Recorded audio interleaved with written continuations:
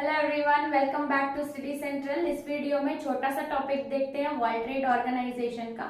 यानी कि हम डिस्कस कर रहे थे अभी तक अचीवमेंट्स ऑफ गेट, यानी कि general agreement on trade and tariff का।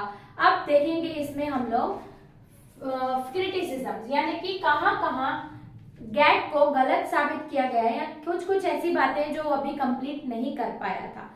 तो गेट ऑर्गेनाइजेशन का सबसे पहला क्रिटिसिज्म ये था कि ये डेवलपिंग और अंडर डेवलप्ड कंट्रीज की प्रॉब्लम को सॉल्व नहीं कर पा रहा था। तो क्रिटिसिज्म भी 8 मार्क्स का पूछता है। अगर आप इसके साथ कुछ और पूछता है तो अटैच करके 5 पॉइंट्स मैंने लिस्ट किए हैं, आप लिख सकते हैं। बहुत ही सिंपल है, अगर आप और भी कुछ ऐड करना चाहते हैं तो उसमें कर सकते हैं। तो सबसे पहला ये है कि डेवलपिंग और डेवलप कंट्रीज की प्रॉब्लम नहीं सॉल्व कर पाता। फिर आता है fail to settle trade disputes, यानी कि आपस में कंट्रीज के बीच में जो ट्रेड डिस्प्यूट्स यानी कि मतभेद हो जाती है उसको ये पूरी तरीके से सॉल्व नहीं कर पाता। That is one disadvantage, this is also criticism. फिर आता है GATT rules are not capable of agriculture.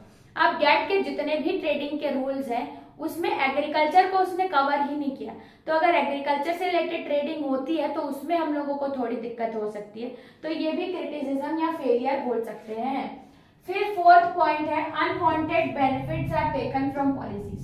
कोई ऐसी पॉलिसीज फ्रेम की गई है जिसकी वजह से या जिसके थ्रू बाकी जो कंट्रीज हैं वो और बेनिफिट्स लेते जा रही है। इसीलिए बोला गया है कि अनवांटेड बेनिफिट्स ये लोग ले लेते हैं, किसके कारण?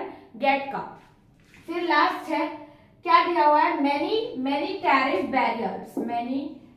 Barriers are out of scope. कुछ ऐसे जैसे बैरियर्स लगाते हैं ना कि टैक्स इस पे नहीं लगेगी, इस पे टैक्स नहीं लगेगी, तो कुछ ऐसी चीजों पे भी टैक्स हटाया गया है, बैरियर दिया गया है जो हम ज्यादा ट्रेडिंग नहीं करते। तो वो तो यूजफुल की है नहीं ना, यानी कि स्कोप के बाहर वो लोग टैरिफ बैरियर लगा रहे हैं। अगर कुछ ऐसे सामानों में टैरिफ बैरियर लगाएंगे जिसकी डेली ट्रेडिंग हो रही है तो थोड़ा फायदा हो सकता है।